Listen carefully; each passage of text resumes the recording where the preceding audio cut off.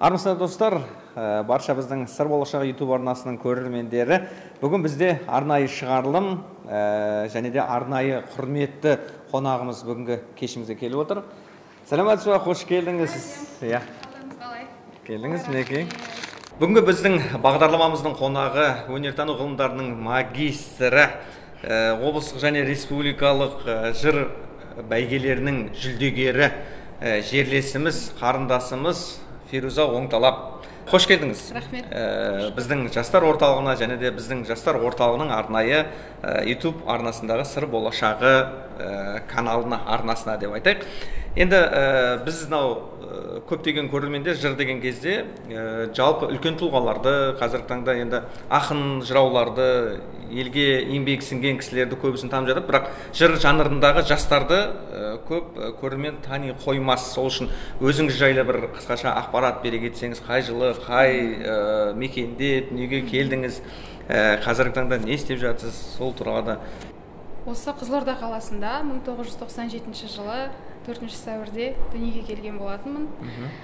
Енді Сырдың топырағында дүниеге келген әрбір азаматтар жалпы өнер сыр ел, жыр елі ғой, сондықтан өнерден алыс емес десек. Өнерден алыс емес, сондықтан біз кішкентайымыздан сол өнерге бейім болып өсіп, осы Қызылорда қаласында 3-ші мектеп лицейде 11 жыл тәлім алып, онымен бірге мектепті қоса оқып жүріп, қалалық өнер мектебінде өнерімізді шыңдап, ары қарай үлкен ұстаздардан тәлім алып, бағыт алған болатынбыз.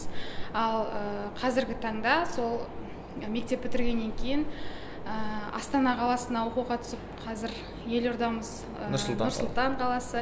Сол жақта оқуды тәмамдап, ары қарай қазір жұмыс жасап жатырмын сол қалада.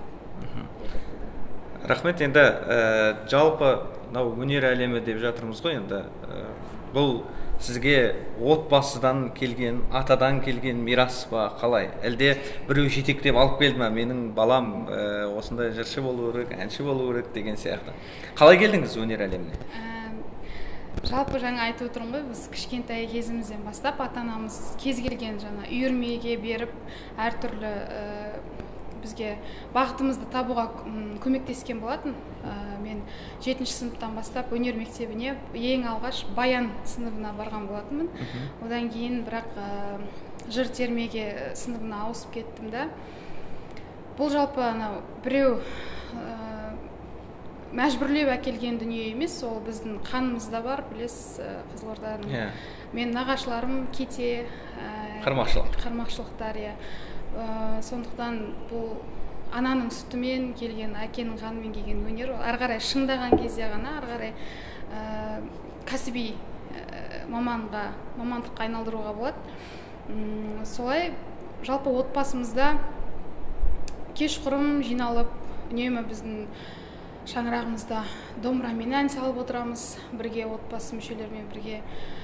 Сондықтан ол каждый демалыс күні бізде концерт десеңші де. Өте тамаша. Енді бір айта кететін нәрсе, сіз 7-ші сыныптан бастап, сонда жасыңыз 18. Жоқ, енді 7-ші сыныпта жасыңыз 13 жастан бастап, сонда сіз өнерге келдіңіз. Қазіргі таңда 10 жылдан астам уақыт, өте тамаша. Енді жыршы, термеші, дәстүрлі дәріптеуші деп барынша бағдарламада таныстырып жатырмыз ғой. Енді осы қалың көрермендерге сізге қолқа салғымыз келіп отыр. Жақсы бір әндеріңізді, жырларыңызды жырласаңыз бола ма? Әрине. Мархабат. Нұртуған Кенжеғұлұлы, бір кеңес.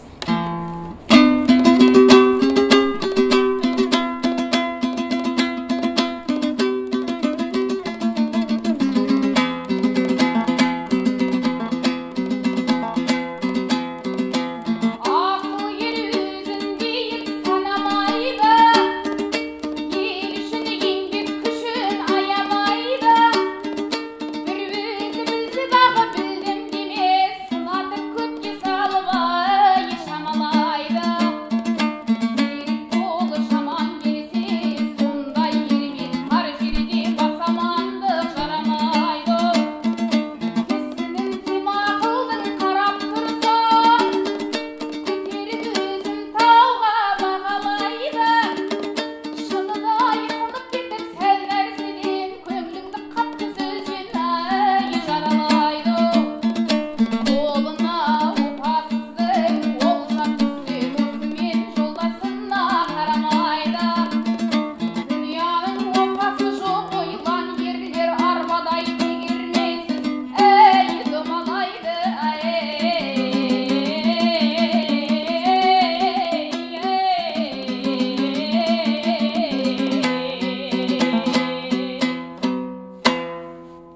енді қазір өзіңіз осы Нұр-Сұлтан қаласында жүріп, өзіңіздің артыңыздан еріп келе жатырған жастарға шәкірт тәрбиелеп, жалпы көмек беріп, сондай бір ұсыныстар түсті ма? Елде қазіргі таңда шәкірт тәрбиелеп жатқан жайыңыз бар ма? Иә, Нұр-Сұлтан қаласында мен негізі қызметімнен бөлек тағы қосымша балалар мектеп, өнер мектептері бар, ол жақта да. Сонда ұстаз болып қызмет атқарам. Кішкентай оқушыларды дәстүрлі әнге, ұлтымыздың рухани қазынасы ғой енді, дәстүрлі ән, жыр деген.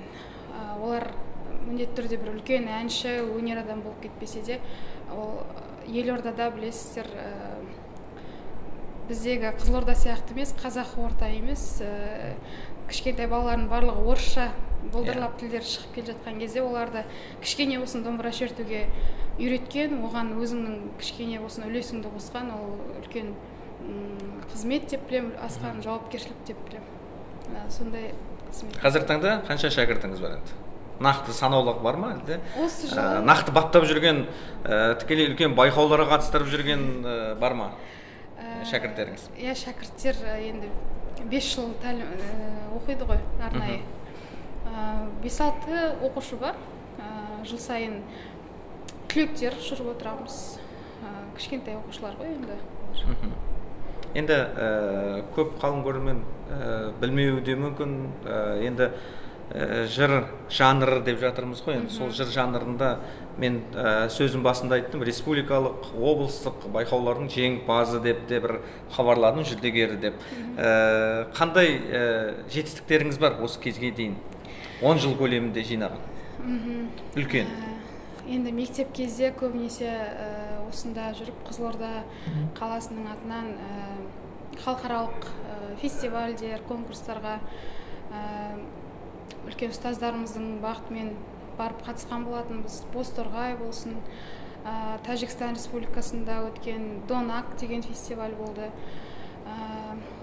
Осы республикамыздың көлеміндегі шаттық деген сияқты көп айта берсе, одан кейін мектеп қабырғасынан түлеп ұшқаннан кейін енді ары қарай біз университет қабырғасында тек қана сахна қуып, жаңағы гастрольдетіп жүре бермей, біздің Алматов ұстазымыз кішкене ғылым саласына, ғылыми бағытты да алып жүрсін деп бағыттап отырды. Сондықтан біз сол университет қабырғасынан бастап зерттеумен айналысып бірге қатар солай алып жүрген болатынмын. Өзіңіз басында керемет таныстырып кеттіңіз ғой, өнертану ғылымдарының магистрі деп. Сол былтыр үлкен Қырымның 40 батыры деген тақырыппен магистрлік диссертацияны сол бағытпен зерттеу қорғап шыққан болатынбыз. Осындай жетістіктер бар. Сол ғылыми тұрғысынан халықаралық конференцияларға қатысып, үлкен ғылыми практикалық семинарларға, сондай кішігірім жетістіктер бар. Жақсы, рахмет. Қали Шыңғысов, ана туралы толғау.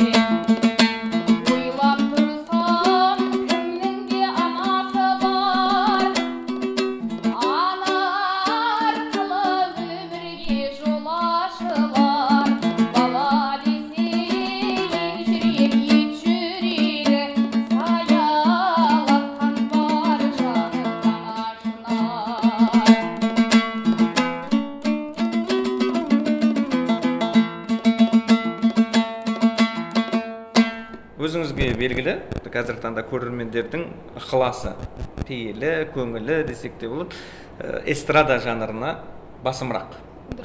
Дәстүрлі ән, жыр терме дегенді жалпы үлкендер көрмесе, жастар жағы эстрада, шоу, бизнес, анау сол нәрсені өте қатты жақсы біледі, таниды, сол жақтағы жандармен көргісі келеді деген секілді.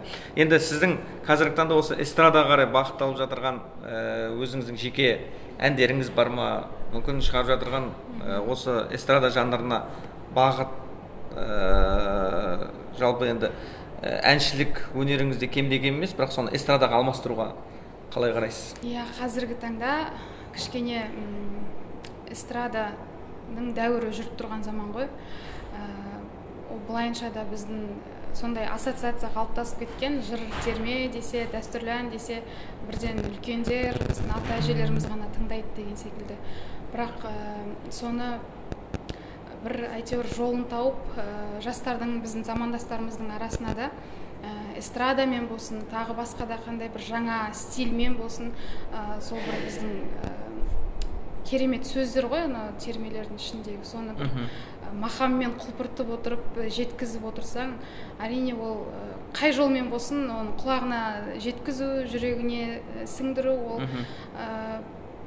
қатып қалған жаңағы домбырамен шығып айту керек деген сияқты мәселе емес. Ансамбльмен болсын, оркестрдің сүйемелімен болсын, немесе жаңағыдай аранжировкамен болсын, жеткізе беру керек, жұмыс жасау керек деп ойлаймын. Сол осы мақсатта өзімде ізденіс үстіндемін қазір. Авторлық әндер жазуға сондай бір ниеттімін. Әдемі жаңағы ән жүрекке жататын, өзіме қонатын бір әдемі әуен, керемет сөздер іздестіру үстіндемін. Бұйырса, оны қатар алып жүру керек та, бірақ. Іздестіріп жатырсыз. Алдағы уақытта ол туындыларды біз тыңдай аламыз, көре аламыз, жаңа бір клиптер шығады дегенде жоспардамыз. Бұйырса. Сәттілік жоспарларыңызға.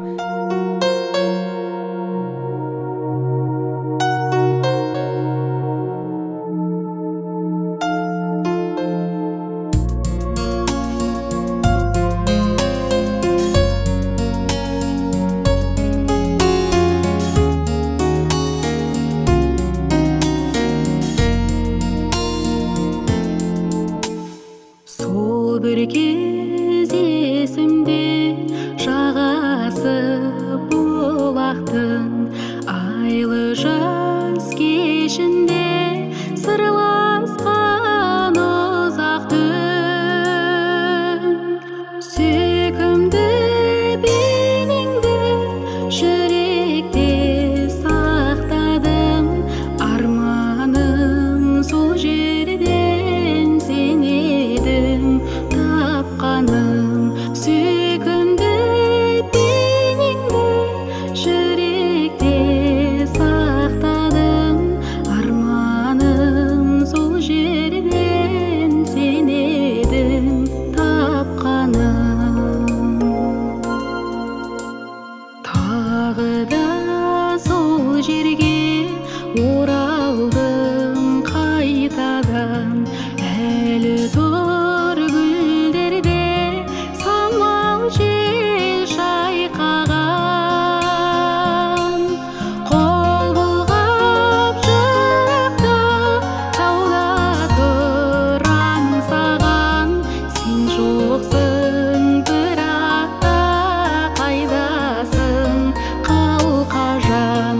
Қол бұлғап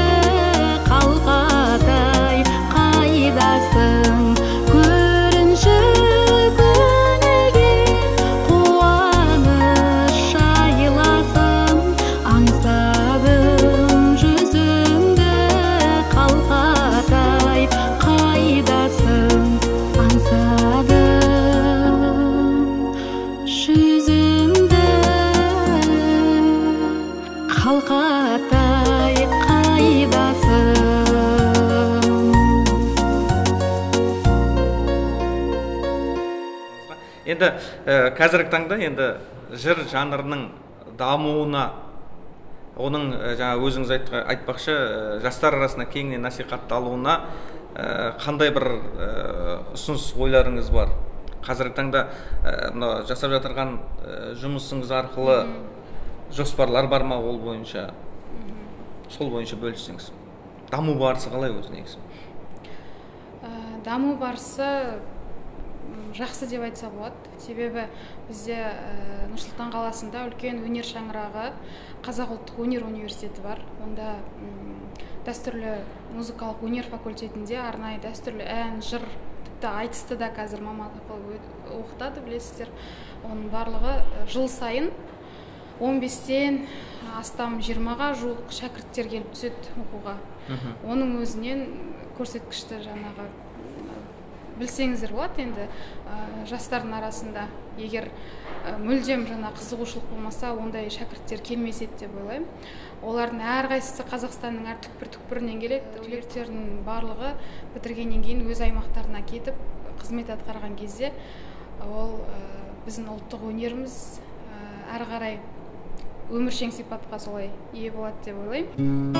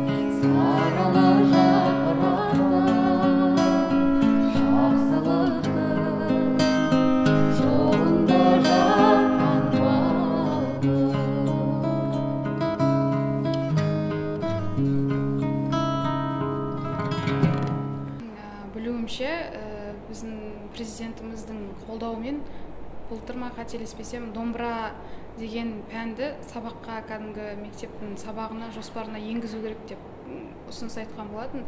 Сол ұсыныс кәдімгі іске асып жасалынса деген яғни сол сондай тілек бар, сол тезірек іске асса деген. Біздің ән күй деген сабақ сияқты бұрын болатын еді, ән күй деген сабақ. Соны нақтылап домбыраға қарай бағытта ма, әлде ән күйдің жанынан тағы да домбыра деген сабақ ашыла ма, сол ғой? Жоқ, домбыра дегенде үйірмелер әр мектепте бар ғой онсызда. Бірақ ол домбыра деген арнайы сабақ қылып аштырып, оның кәдімгі ән күй сабағы сияқты бөлек сабақ етіп, оған арнайы кітаптар дайындалып деген секілді ғой. Ол құба-құп болар еді. Сол кезде біздің төл өнеріміз дәстүрлі ән болсын, жыр терме болсын, барлығы жақсы дами береді дейсіз ғой. Және мен біз енді елордасында жүргеннен кейін міндетті түрде елде қандай жаңалық болып жатады, бірден елең етіп бақылап қарап отырамыз. Осы жастар орталығында әсіресе сіздердің атқарып жатқан жұмыстарыңыз өте ұнайды. Қап, мен де елде болғанда баратын едім деген сияқты. Рахмет қолдауыңызға. Жаңағы домбыра думан, біз әр жастар осылай ортта керек қой. Жастар жиналып отырып, осылай бір-бірімен пікір алмасып, домбырамен әндерін айтып, солай отырса, ол әрине жемісін берері көп ұзамай анық. Құрметті достар, ары қарай бағдарламамызды жалғастырайық. Бүгін бізде енді Феруза ханым өте жақсы сұрақтарға жауап беріп жатсыз. Енді соңғы сұрақ деп айтсақ та болады. Бүгінгі бағдарламамызда осы кез келген біздің осы бағдарламамызға келген қонақтарымыз барлығы осы тікелей жастарға айтар бір кеңесі, мүмкін осы жүріп өткен жолындағы кедергілер болса, қиындықтар болса, сол бойынша бөлісіп, жалпы айтар ұсыныстарын айтып кетеді. Енді сізде осы бағдарламаның соңында осы өнерпаздарға, шығармашыл жастарға деген айтар кеңесіңіз болса. Енді жастарға ақыл айтады, өзіміз де әлі баламыз ғой. Иә. Меніңше үлкендердің ақылын тыңдап, ұлтымызға адал қызмет ету мақсатын қойып алға қарай жүре берсек, оның өзі үлкен жетістік деп ойлаймын. Қай салада болмасын.